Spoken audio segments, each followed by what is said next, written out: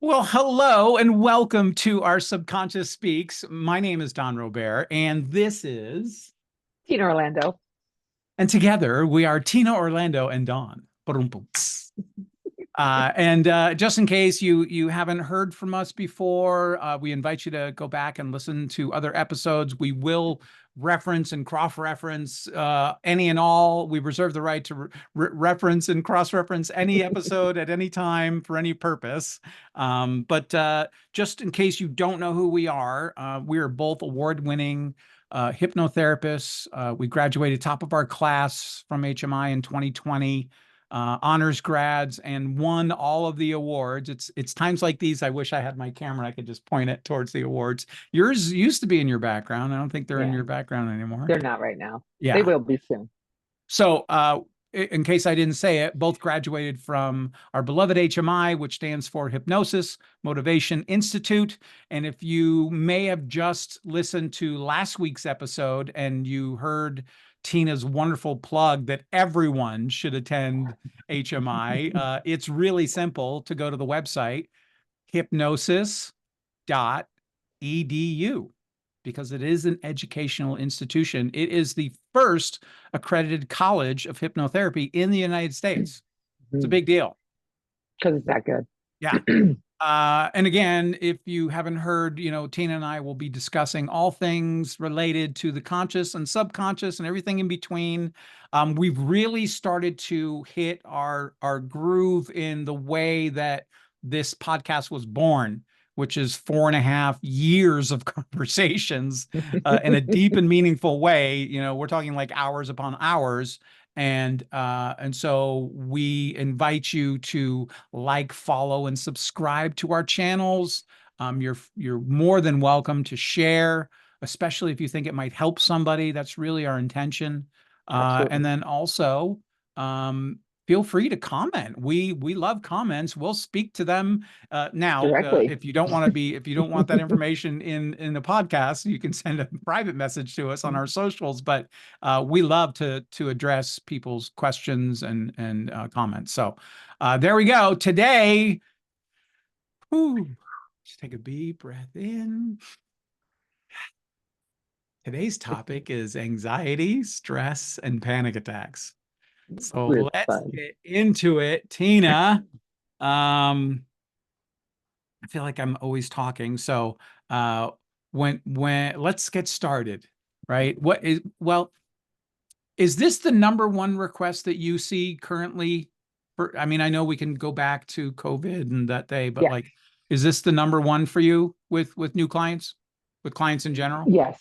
Clients in general, the number one thing I hear mostly is anxiety. Yeah, They'll have a whole bunch of things, but right. anxiety is the number one thing that they're trying to control. Yeah, Um, and research studies show 40 million Americans suffer from generalized anxiety.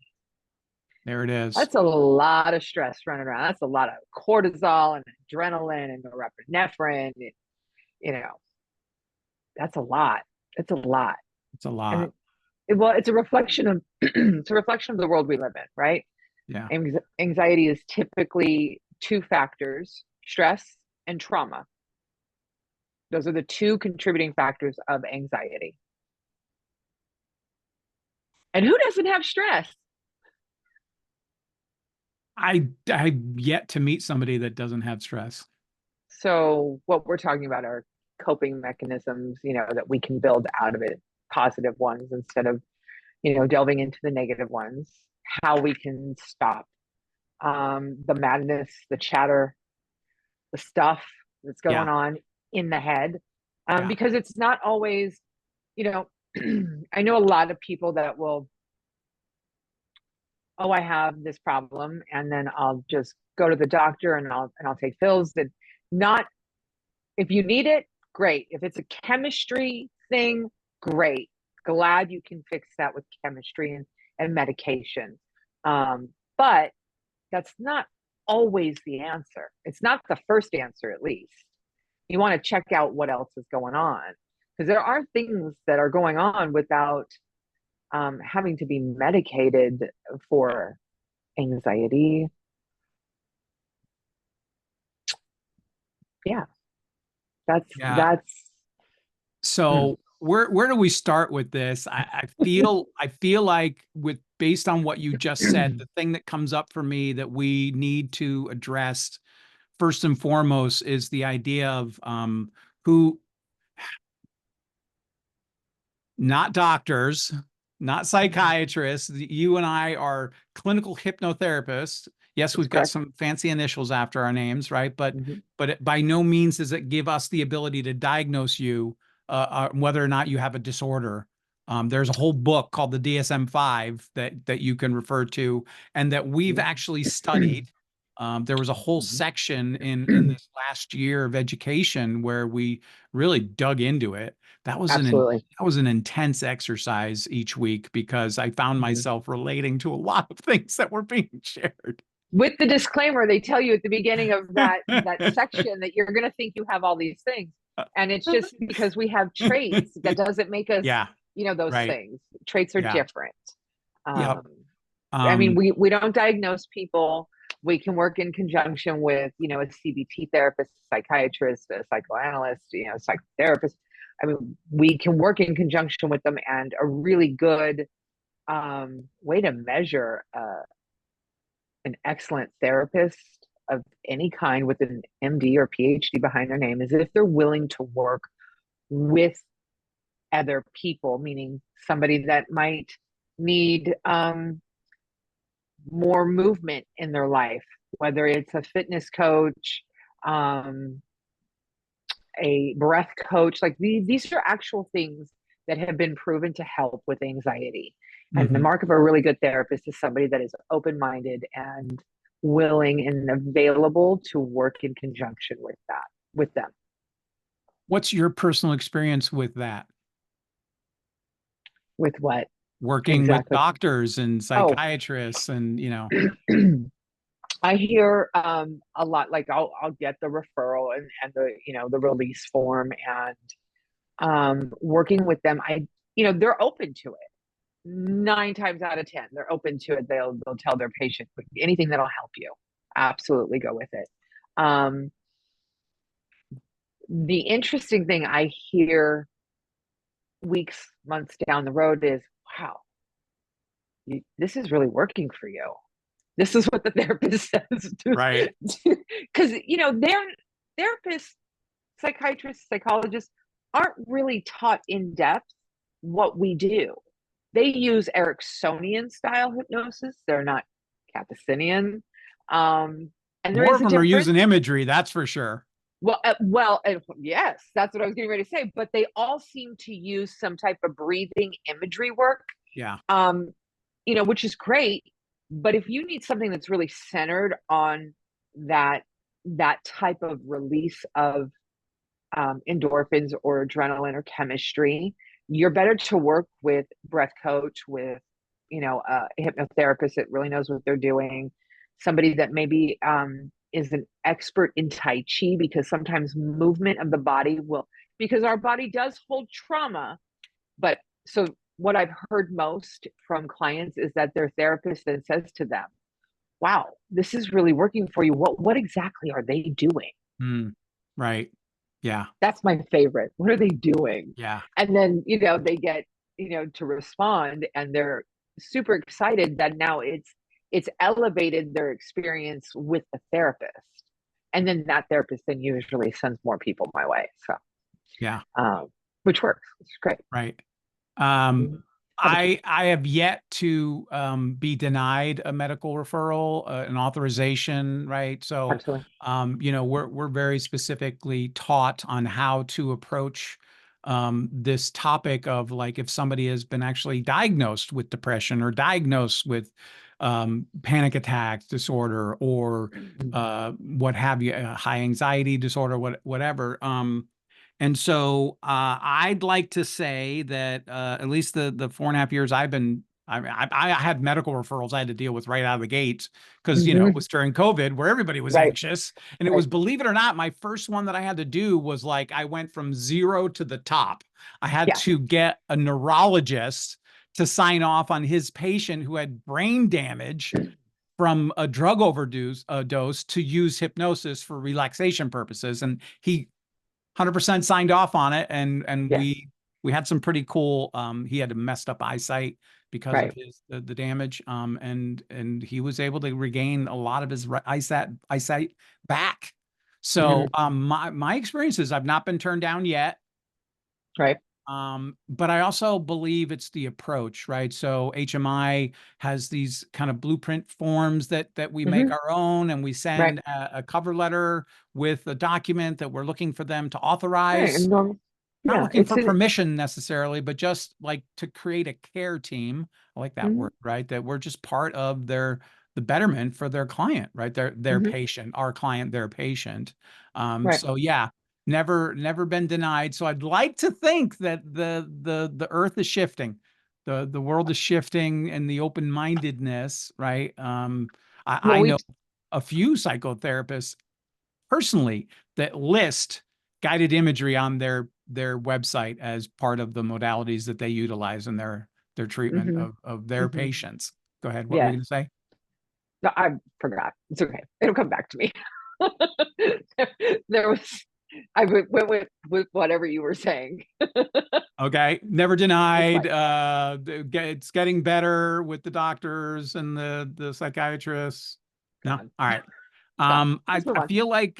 feel like we should back up a little, um, and talk about the responsibility of the hypnotherapist.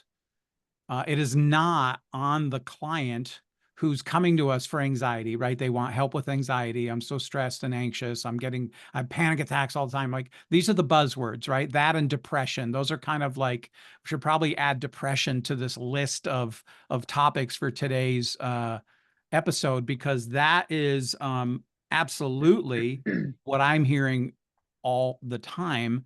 And so the responsibility of figuring out if somebody is clinically diagnosed in any of those buzzwords, right? They've just kind of become adjectives. Oh, I'm Mhm. so depressed. I'm so anxious. Oh my God, I had a total panic attack the other day. And it's like, until you're diagnosed by a doctor, those are just adjectives to describe a Absolutely. way that you're feeling that you connect with others. So any opinion here or thoughts around who's in charge of figuring this out? Well, I ask key questions when somebody tells me that they're that they have anxiety. Right. My question is it generalized anxiety? Is a doctor involved, and is this a Yeah. disorder, or is this a life event? Yeah. Life Yeah. event. Yeah. My other one for depression, because you hear that one a lot, like I'm so depressed. Right. Um, and yeah, okay, who isn't? First of all, like at some point in our lives, we're all going to experience some form of depression for some, you know, amount of time. Right. The question then I usually ask, are you depressed or are you disappointed? So I want them to narrow down Yeah. into what they're actually meaning, because it's just an adjective, like you said, it's just a word we use, like, oh, Yeah. you know. Um, so I really kind of tune into what they're saying. If and at that point, if I feel like, wow, this might be a little out of my scope, this sounds more clinical because I do have the training from the DSM-5. I ask them, do you have a therapist? Do they know you're coming here? Maybe I should get a release, or a referral, um, from them. And usually they'll say yes, they do know, or no, they don't. And yes, they'll give me a referral. No problem. Great. I'll send that over. Until then, we can just work on, feeling okay today, Right. like being okay. Like, that's okay. You can go with that, Right. because you don't want to turn anybody away. At the same time, you got to wait for permission. So if you're already in that session and they spring it on you, what do you do? Great question. Well, I'm telling you what I've I done. don't typically get sprung. I just wrote down consult, right? So I could listen to you, what you were saying, Right. and hear you. Right. But um the the way that people come to me, they're typically coming to me by referral, or Mhm, they're signing up through a service that I use, and they are giving me a general header of what is going on, right? Anxiety, mhm, depression, addiction, like smoking. Those are those are the most that I see. And so I know right out of the gates, I'm going to have that uncomfortable conversation with them to dig into that. And so mhm, before that can happen, I've got a few moments to build some rapport, because, well, you're not in a doctor's office, so they're not coming in under the guise of like telling their doctor everything that's going on. Like, you're this person that they're now talking to on the phone about mhm, their current situation. Now, there's something to be said about when someone gets kind of to the end of the rope, the willingness to receive help is typically greater, right? So there's a little mhm, bit more willingness on their part to find a solution. But I tend to I do a similar form of questioning. mhm. I'm certainly looking for who are you seeing? Are you clinically diagnosed? Which some people go, huh? Like they're Yeah. maybe sure what that means. And then, the tell-all for me is, are you currently on any medication? Mm, mhm. And then Okay. you get I'm taking notes while they're talking, and I'm like, oh my God, like they just list out all these meds. I'm like, oh boy, okay, here we go. Yeah. Right. Doesn't mean we Right. can't work together, can't help you. Absolutely can help you. And I just, I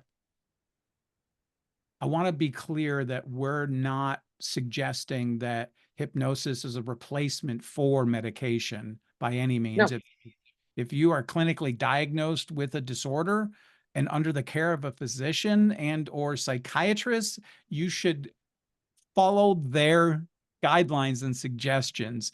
Hypnosis and hypnotherapy is really just a wonderful addition to that.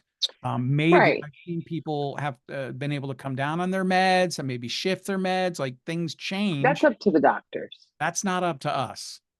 Yeah. Yeah. Yeah. Okay. I just felt the need that we have to address this for anybody that's listening, thinking, oh, what do these guys think they're in charge? Like, No.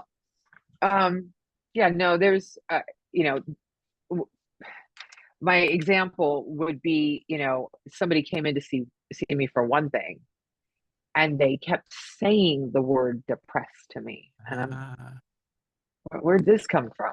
Like right. it wasn't in there. It wasn't a part of it.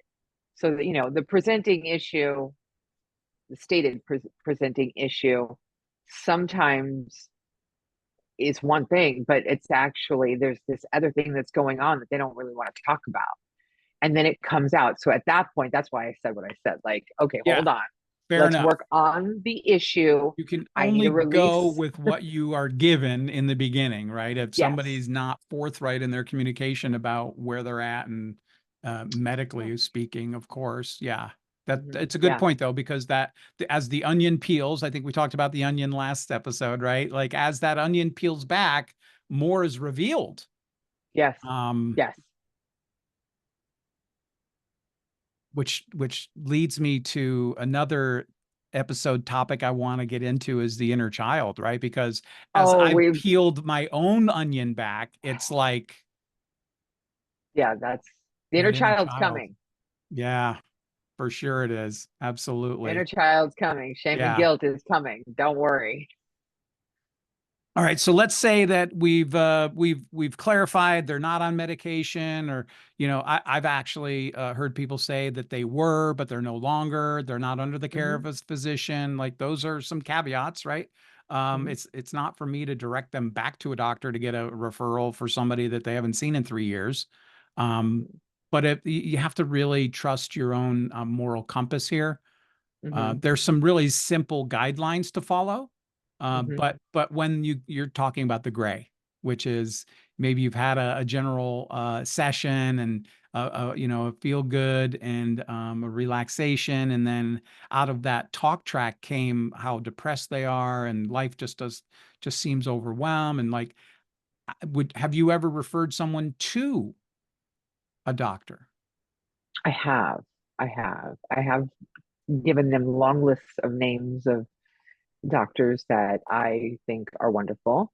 Hmm. Um, and knowing that, I can work on this one thing that they originally came for, but I can't touch anything else because they've got a diagnosis. Right. So I can't touch it until somebody says, yep, you can see her. It's cool. I think it'll help. Like that's you can't touch it until then. But like we've said in other episodes, it's a domino effect sometimes. It could be positive or negative. Sometimes when you're peeling back that onion and the dominoes start to fall, you're going to see other things about your personality that, might cause some, upheaval for you. Hmm. Change is about to happen. That doesn't mean it's negative. That just it's your perspective. Change is about to happen. But as for dealing with those gray areas, you got to get, you know, the release from the doctor that you can, then see their patient. Um, and I've never had a problem, even four four sessions in when this other thing came up, and I went, whoa, wait a minute, you didn't say anything about that. Right. I'm gonna need a release from your doctor before we can even touch that one. Yeah. So, um, you know, I don't know. Do you? I don't think you've ever had any issues come Not up now. one. Yeah, 100% with success rate with, with obtaining an approval, an yeah, authorization to use hypnosis to help their patient. Yep. yeah. I have, um, and this isn't like just psychiatry doctors. Like I've gotten doctors for dialysis for a number of different cancers, cardiac doctor. There's two more. They're escaping me right now, but quite, but Neurologist. yes, This is like a neurologist. crowning moment for me. It was like early in my like pro bono career, and I had to deal with a prominent doctor. Yeah, I mean, I told you my first one out the gate was a dialysis patient. Yeah. Right. So it's, I mean, and that was fine. That was a fine release. They were perfectly okay with it. Yep. All right. So So, is there anything we're not talking about as far as the responsibility is on us as the certified hypnotherapist, the clinical hypnotherapist to uncover and discover and get out what's going on, and maybe mhm, if there are medications involved and doctors, like that's on us, not the client. And mhm. if something comes up like you shared 4 episodes in, or sorry, four Four sessions. sessions in, again, moral compass, right? When you take action. So let's just go ahead and say that we've checked all the boxes, we've got the referral or whatever. Like, well, first of all, did we miss anything? I think we covered it, but is there anything that we missed in that process? No, I don't think so. I mean, Okay. diagnosis from a doctor, a release from a doctor, medication. That's about it. All right. Cool.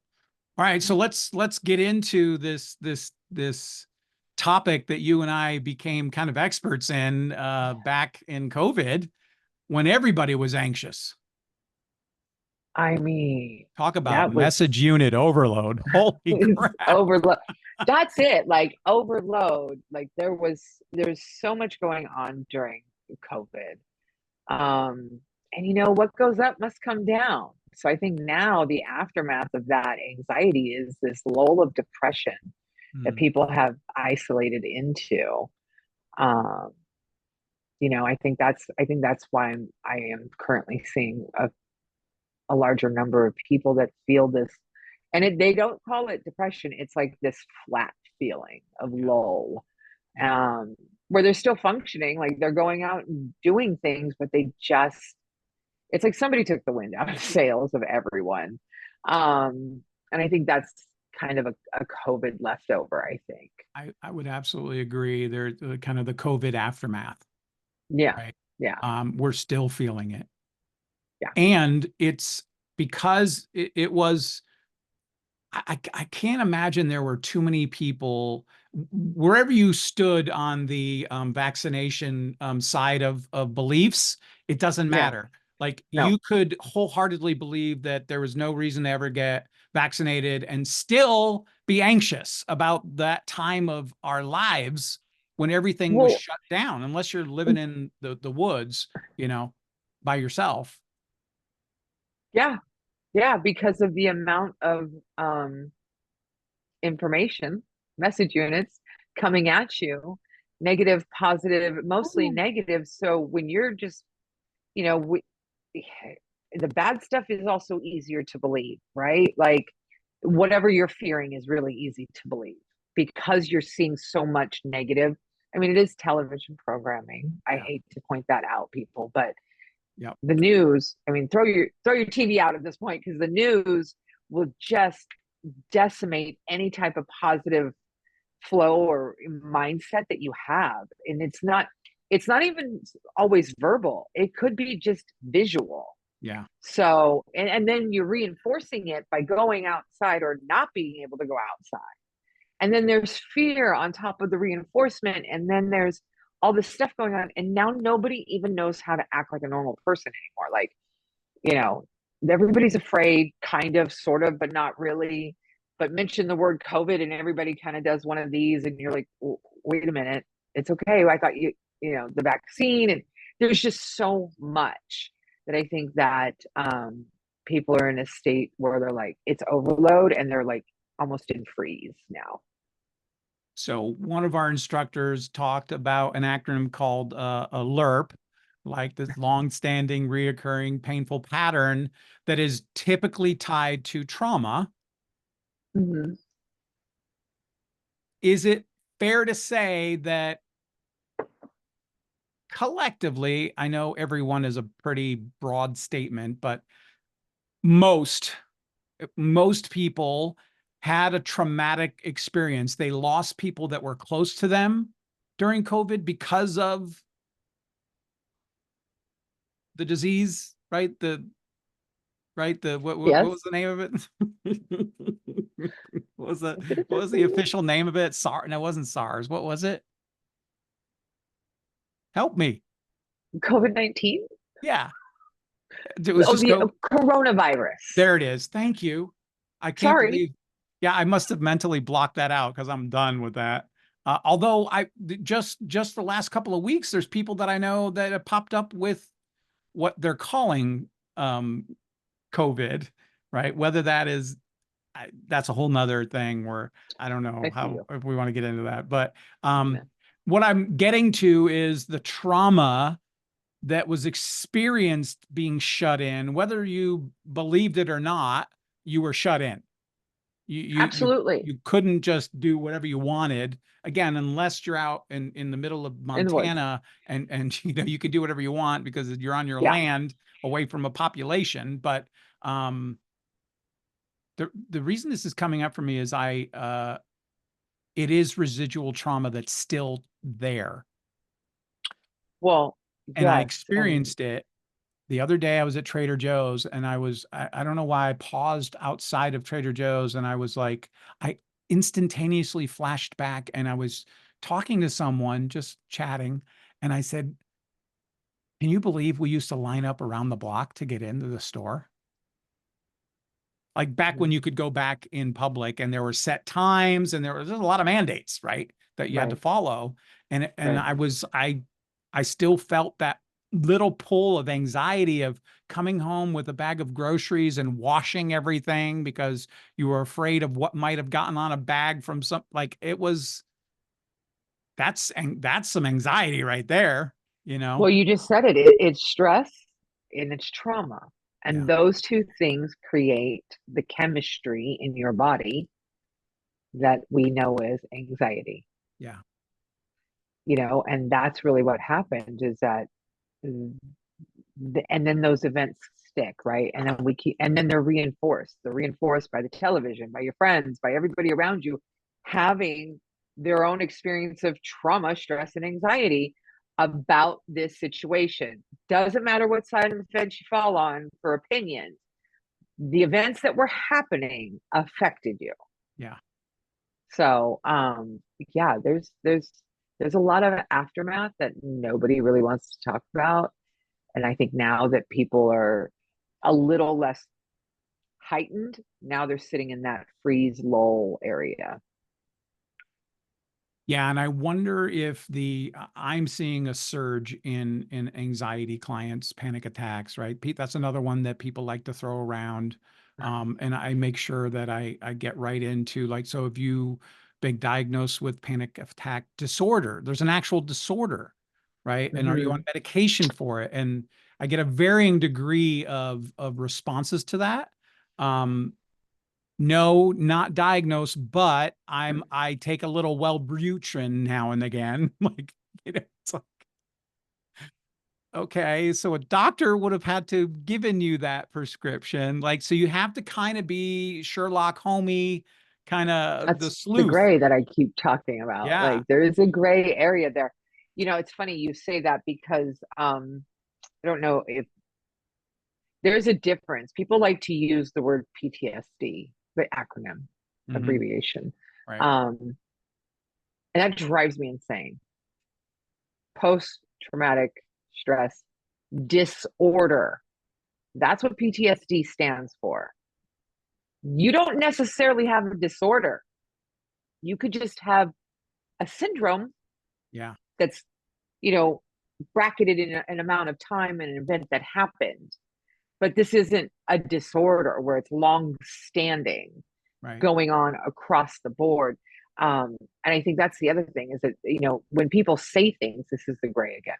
Yeah. Um, that when people say things, they don't realize like what they're actually saying, which actually ties into part of the anxiety. The language that we use really affects the chemistry in our body.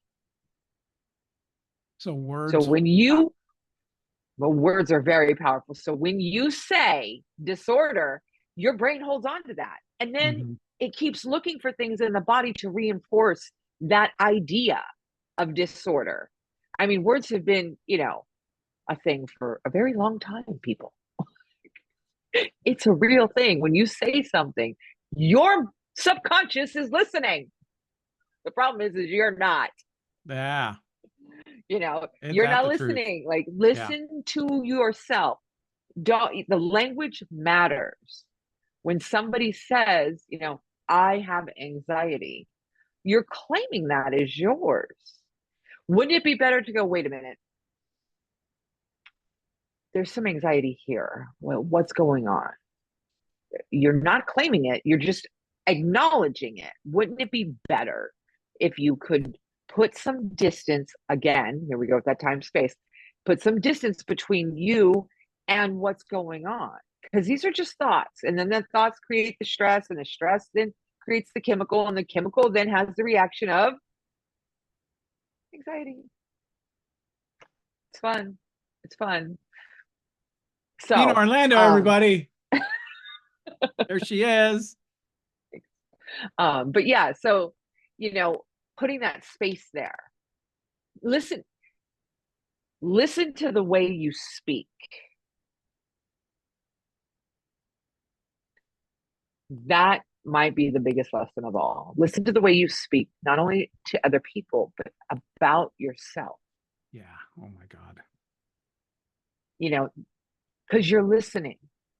Your subconscious mind does not know the difference between fantasy and reality. You're listening to yourself. Bruce Lee said it. Like, I mean, if that we can go across the board, there are so many really way more intelligent people than me that have said it. You're listening. What you say matters, especially to yourself.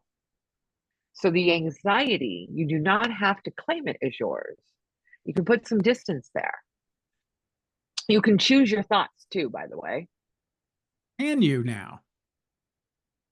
I mean, you can, don't you think? I I would agree. I want to interject and I think I've mentioned it before in one of the other episodes. One of the the most impactful books that I've read on my self-discovery path of healing, way before I don't even know if I had ever heard about hypnosis by at this point in my life, but somebody turned me on to a book called What to Say When You Talk to Yourself Oh, yeah. by Shad Helmstetter. You've mentioned this before. Oh my God. I didn't realize that I had the worst negative self-talk. Like I would say things to myself out loud, not just Hmm. not just the negative Hmm. thoughts that swirl, but like out loud, I would name call myself, Hmm. Hmm. but I would never let you do that. How is that acceptable to, have this negative talk track about yourself to yourself that you wouldn't let other people do? And your voice is the most important. Hmm. Hmm. Well, yeah, because if you say it to yourself, it's not going to hurt as bad when somebody else says it. Well, it's really what you said, but it's the affirming of, Hmm. the I am statement, right? If Hmm. you're somebody that uses or believes in positive affirmations, right? One of the most powerful statements a person can make working on shifting their own beliefs and thoughts is I am. I am. That's a I bold am. statement, right? And so when you say to yourself, man, I'm such a piece of shit, like, whoa, like, But here, yeah, absolutely. It's huge. It's huge. Um, you finally swore. I love it. is the S word considered a swear word? If ass is, because that's a donkey. You swore first. I did, and I'm fine with it. But I'm so Yeah. glad you did. Like, that's my bad influence. Sorry. It's just No. a little joke between us because, for the last 4.5 years, there were definitely F-bomb city when we would talk, right? But we've done really well. And by we, I mean me. No, I you was could the say one we were we. worried about, not you so much. And yeah. So, I um, love it. yes. So words So, matter. What you say to yourself matters. So this bleeds over to one of the thoughts I had around this conversation is like, can you think your way into better acting, or is it do you act your way into better thinking? chicken and egg, right? Like, which one comes first? I think thinking comes first. But then again, somebody else with a different suggestibility might say acting comes first. So Just this saying. suggestibility thing comes up again. Here it is, right? It does. It's and Well, again, just to remind everyone, the suggestibility is how we learn. learn. So Right. even though, we're kind of taught like birth to like 8 or 10 is really the formative years of when we're collecting our kind of our basis for our known Hmm. associations that kind of live and breathe and drive us out of our subconscious, it doesn't stop when you turn 8. There's no party that says, hey, you're on your own now, right? It's a whole nother set of peer group Mm-hmm. and adolescence and so on and so forth. But the influence that society has on us, like I'm very suggestible, especially to certain people. I can't watch the news because I'm suggest like I will be in tears, right? As Hmm. an empath that's highly suggestible to direct messages. um I just can't. I just Mm-mm. can't. It just creates a negative loop in my mind. Well, right. It's like Right. quicksand. So I can't think Yes. my way out of that. It's a hard no. Right. So, yes, you would have to choose your thoughts really carefully, right? You would have to really pay attention and identify every I am statement, everything you are talking about in order to think your way out of it. Mm, Because you would then have to detach and increase your awareness on what you're doing, on what you're saying, what you're speaking, that way then, because then your thoughts are attached to that, right? So if you increase the awareness about you, thought, feeling, emotion, action, then you have the opportunity to kind of choose to say them differently. And once you can do that, then I think you would be able to see how you have to re-regulate yourself is a really good way to say it. Because if you say, you know, I have all this anxiety, it's just oh, yeah. You keep reinforcing it Yeah. by saying it, right? Right. Like you say you're very suggestible, like you're reinforcing it. Like I say, I'm one thing, whatever. And then I'm reinforcing it. So we're reinforcing by our words, which then creates a chemical reaction because we are chemistry, right? So then Mhm. the chemistry, when we say anxiety, is going your mind is going to facilitate that. It's going to give you more of that. It's going to give you more of what you say. Where your attention goes, your energy flows. Isn't that another What Kappa your mind saying? believes your body will achieve. Yes. Yeah. Yeah, Yeah. for Yeah. sure. Yeah. All right. So I mean, So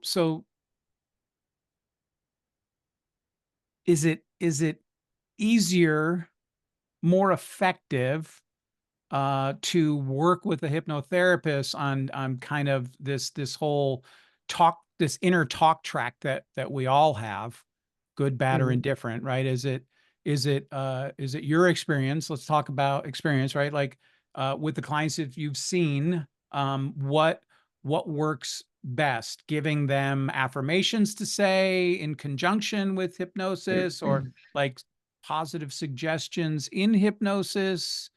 Let's talk about that for a moment. Well, um, first they have to acknowledge it. Ah, so there's got to be a level of honesty going on, right? Mhm. Yeah. Yeah. They have to acknowledge it and then they have to participate. They have to do their part. Like, you know, they have to be able to say, okay, I'm gonna sign up for really paying attention to how I'm speaking. Mm. Then they have to participate in their own growth of when I get like this, I need to take a moment and pause, Yeah, you a got to. meditative moment, a Yeah. pause, something to acknowledge what's going on for them, right? And then maybe take a couple of deep breaths. They have to do that consciously. Subconsciously, though, in order to really change those patterns and loops, they have to work with a hypnotherapist. They have to, really acknowledge their stuff, be open and available for change. Because some people get hooked into their patterns where it Mm. becomes part of their identity. So they have to be willing to be vulnerable and change. I Yes. can't make that happen. I mean, Yeah. that's not what I do. That's part of That's the on you. 10%. That's part of the Yeah, 10% that right 10%. there. 100%. Right. Yep. Right.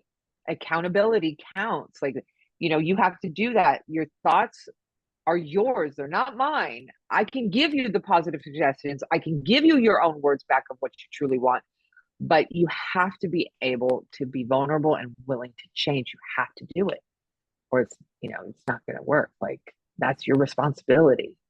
Yeah, that's a tough one to address in the consult, right? Yeah.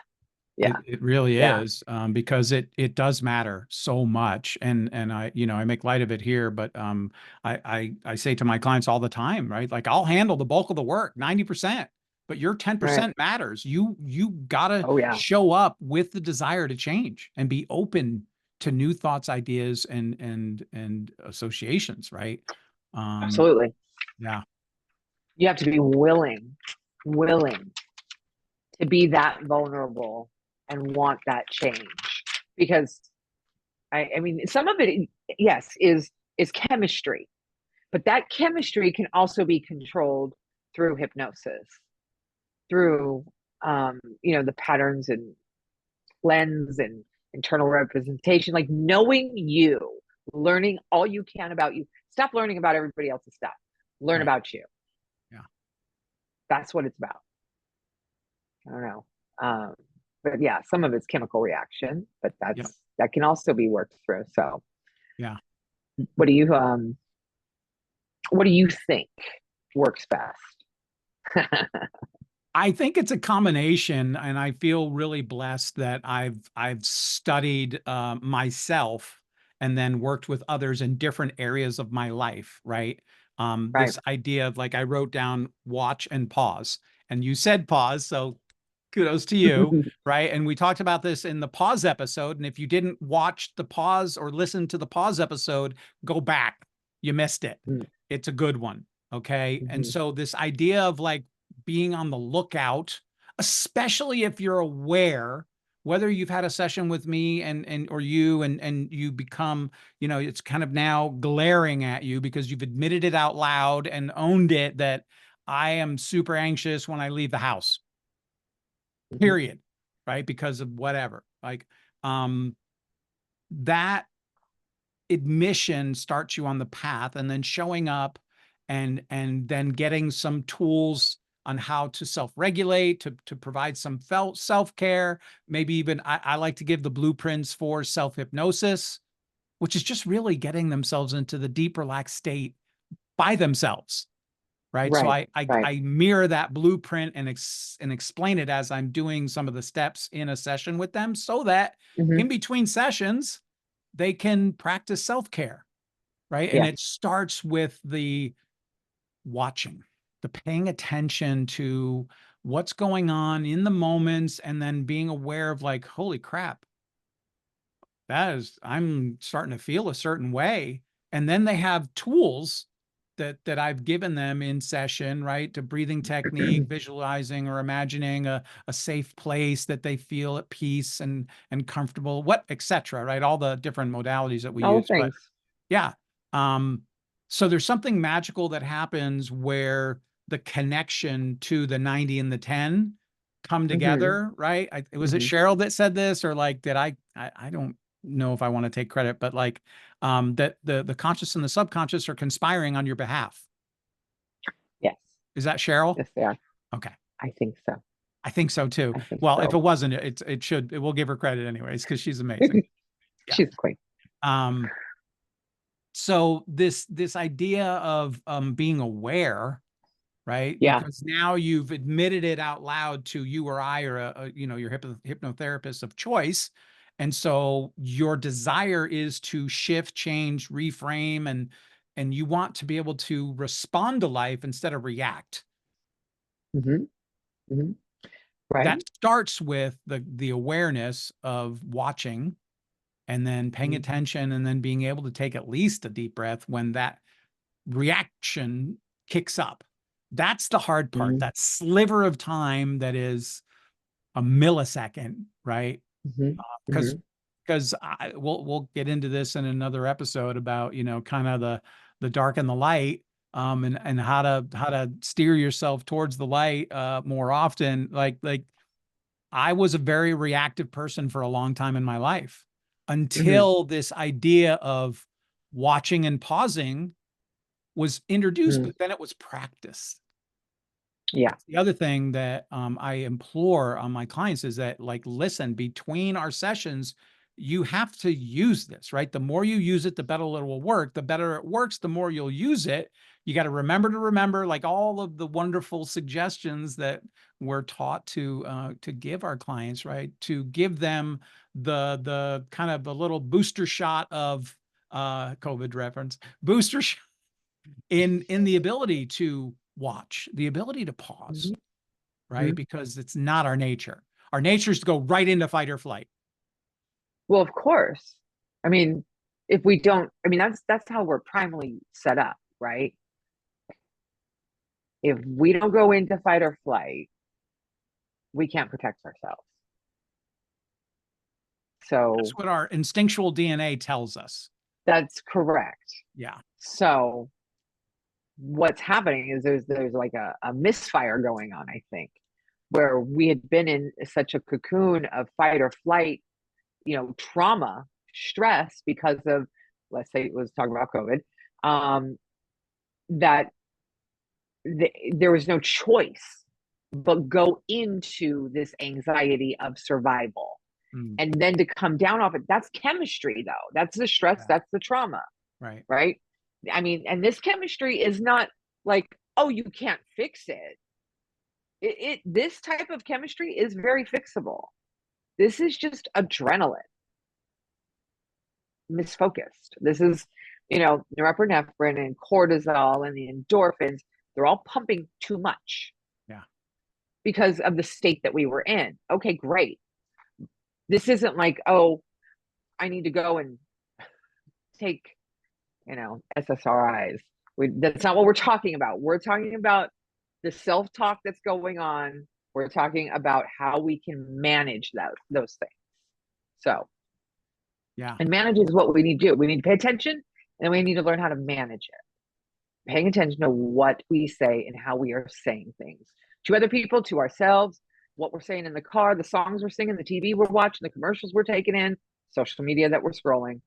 Pay attention because you are listening, aren't you?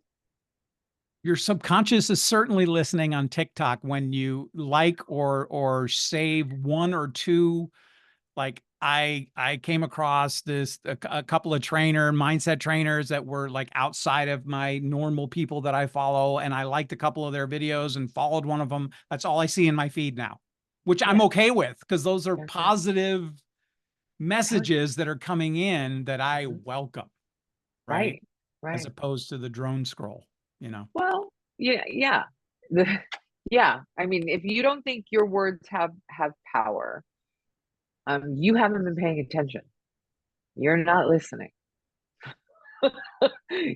Your words have power. It changes your physiology. Um, and we need to learn how to interrupt those negative patterns. It really goes back to, I think our last episode, we talked about the title of the show, right? Our subconscious speaks. Right. Um, that is those messages that haven't been addressed, that trauma that hasn't been addressed, that PTSD, whatever we want to call it, hasn't been addressed from an outside source, not your own. I read a Right. book and I'm still anxious. Like, Yeah. in order for change to take place, you have to do something different than Mhm. thinking your way into, right acting. Absolutely. There's things that have to be changed. That's what we're That's talking it. about. Change. Changes. Yes. Things Yeah. have to change. Your your self-talk, your chemistry, your environment. Um, you know, that's that's what we're talking about. There are, you know, it will give you more control though. That's the side effect of doing all this work. It gives you more control of yourself. It gives you that autonomy, that independence. Yeah. I wrote down the word freedom. Oh, that's nice. I like Yeah. that one too. It gives you freedom. Independence is right along, when you said Yeah. independence, that triggered it. Yeah. Yeah. I Yeah. mean, there are people that are literally holding themselves hostage because of anxiety. They feel like they're hostages to their chemistry. Yeah. And maybe nobody's told them. It's chemistry you can change. It's action you can change. The question is, do you want to? There it is. I mean, I think that's I feel like we could keep talking about this one for another hour. But I It's think kind of that's how we really roll, though. where we're at. The rubber meets the road in totality. If you've listened to the episodes thus far and you're like, oh, this is very entertaining, they're fun, I like them, I like the way they talk, but like the message here is there's hope and help Yes, available. yes, yes. And if it's with us, there's ways to get in contact with us. We are Mhm. seeing clients in our private capacity, but there is more than just us. There's a plethora of people out there that have been properly trained. Right. Properly trained in breath work, properly trained in Tai Chi movement, because I'm Mhm. telling you, there's something about this Tai Chi movement. There really is.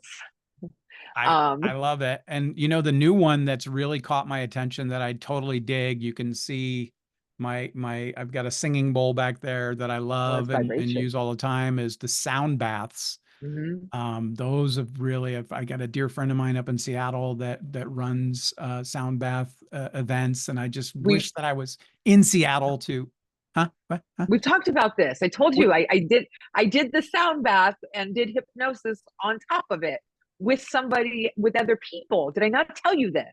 well, we had talked about, you had come to me a year ago, 9 months ago, about a space, and I had Yeah. told you about my my exes had a, but like I don't, Yes. but I don't remember you talking about doing the event.